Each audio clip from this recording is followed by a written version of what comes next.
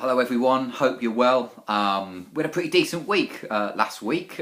We put up Northampton at 5-2 to beat Fleetwood after Northampton had made a couple of additions the week before, so that was good news. Also, we picked out an anytime goal scorer as well. Ollie Banks doing the business for Chesterfield. He went in at 13-2. After last week, we talked him up and said how he was pushed further forward in that Chesterfield side. So, a good week last week. Let's see what we can get under our belts this week. I'll talk you through a couple of interesting games, I think, on the coupons in League 1 and 2 this week, and then we'll finish off with a couple of anytime goal scorers as well. So first on my list is Crawley, who made my list at the start of the week. I kind of thought that 11-8 was a decent price at home to Walsall, but Walsall were particularly impressive in the win on the TV at home to Peterborough. So Walsall are coming a few points. Crawley been pushed out to 17-10. I think it's still a decent price, and this is not an anti-Walsall price. It's a kind of being positive about Crawley. I think less than a month ago they beat Bradford to go 8th, and we were kind of talking about Crawley as being one of the talking teams, really, potentially being a playoff side. They subsequently went and lost 4 on the bounce. Didn't score in either of those 4 either. Coincided nicely, I think, though, with Billy Clark being out injured. He came back last week in the 1-1 draw at Carlisle, which was their first league goal in 5 games. I think he's influential. I don't think Crawley have been playing that bad, but I think he's key to finish off some of the chances that they're creating. So I don't think all is not lost just after 4 defeats with Crawley. I think they can definitely be a side that can challenge towards a playoff play. So hence, I think the 17-10 at home to Walsall looks pretty big to me. Down into League 2, that was it in League 1. Not really much there, but down into League 2, I do like Dagenham away at Plymouth. I know Plymouth beat Lincoln 5-0 in the week, but that pretty much epitomises Plymouth's season. Looked pretty impressive against the bottom half of League 2. Looking towards the top half though, and I think Dagenham are going to be a good side this year, so I'm thinking they're solid top half material.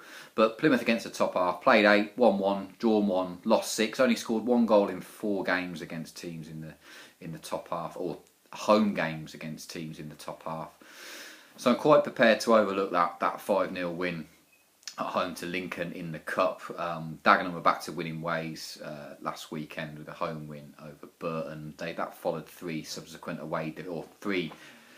previous away defeats, two of which came against Cup teams, so against Peterborough and Bristol City, so teams in the league above.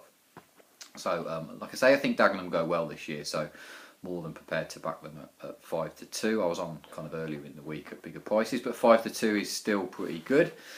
I was kind of talking up Torquay this week. I've spent a lot of the time on these video blogs talking them down the last few weeks, but I think they do provide a bit of interest. They head to Accrington. I just think we've got to be careful not to overestimate Accrington at the moment. They are playing well. I think the thing that's epitomised James Beattie's side for me is the fact that they're playing with less pressure. They're playing quite a free style. So this is a big 6-pointer. The pressure's on. I mean, this represents, I guess, something different for me, for James Beattie to experience. They're playing well. They still only won 1 home game all year and that was kind of against Bristol Rovers. So the time to be taking short prices about Accrington is not quite yet. Important we don't get carried away. Torquay, a couple of weeks ago they went and beat Bury 3-1. Paul McCallum up front did really well for Wimbledon a couple of years ago as a player that I like, should score a few goals. So they do carry a threat up front. Like I say, they followed that win at Bury with defeats to Rochdale and Chesterfield, so they're flying high in League 2, so we could kind of forgive those. I think this is a 6-pointer. I think there's not as much between the sides as there potentially the odds suggest. So odds of over 2-1 for Torquay provide a bit of interest. We talked up Northampton last week. It's an interesting game actually. They head to Hartlepool. Still positive on Northampton. I think they'll continue to improve. I just wonder whether Hartlepool might be a step too far. We put up Hartlepool last week when they went to Newport. Just think that defeat at Newport was their 3rd game in 6 days, and probably a Friday night at Newport was just the wrong kind of fixture for them, I suppose, if we're being fair, for that kind of busy week where they had a cup game and a league game. So a week off, I fully expect, Hartlepool were going great guns before that defeat, so I fully expect after a week off them to come back. Like I said, I do like Northampton, but there's nothing in their away form this season or any in the previous seasons to suggest that they can go to Hartlepool and win. So odds against, I think Hartlepool look a pretty decent bet.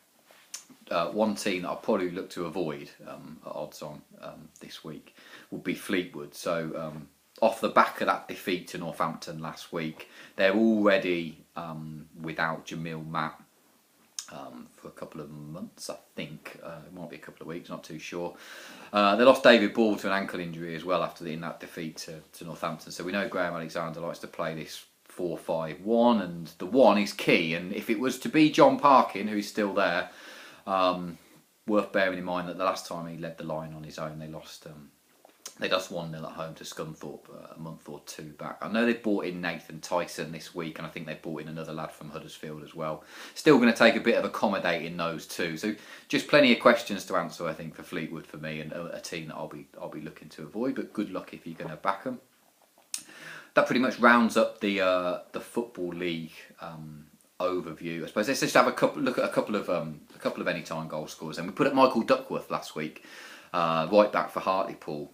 Loves getting forward, gets in a few shots off on target. We were really lucky. He had a header cleared off the line, a couple of shots as well. He was pretty much 14-1 across the board last week, and lots of layers have reacted. He's about half that price in some places. There's one layer, I'll let you go on Oddschecker and find it out for yourself, who's just cut him a couple of points to 12-1. So I think that's still a decent price. I'm pretty sure he goes in soon enough. So let's hope that it's this week. Hartlepool are hosting Northampton. So he's first up. It might have passed your notice that Daniel Nardiello has joined Bury on loan middle of last week. If you don't know who Daniel Nardiello is, this is Daniel Nardiello, who scored 5 goals already this season in League One, was top goal scorer for that Rotherham side that got promoted last year, and scored a couple of goals. I think he's been on loan at Bury previously a couple of years ago, so scored a couple of goals for them as well. So really a proven goal scorer at this level. He should continue that goal scoring streak for Bury, I think. He's going to go off pretty short, but just kind of stands out on the coupon for me. Probably go off around 6-4 to score any time. Not in the habit of putting up people to score 2 as much as I guess we should look to, but 9-1 to score 2 or more. I guess the angle on that is that of those 19 goals that he scored last year, 5 occasions he scored 2 goals. So 9-1 to score twice. They host Wimbledon, I think, yeah. So Bury at home to Wimbledon this week. And finally for me then, so Orient are going through a bit of a tough patch at the moment. A couple of defeats in succession. Let's not let it slip our notice as well that they've conceded 10 in the last 6 games as well, which is could be an attributing factor to their poor run. They head to Swindon, who I talked about last week as might be being home track bullies. They duly went away and won at Colchester. So they're back at home where they've scored 10 in their last 4 at home as well. So plenty of reason to think that Swindon score at least 1, maybe 2 this week.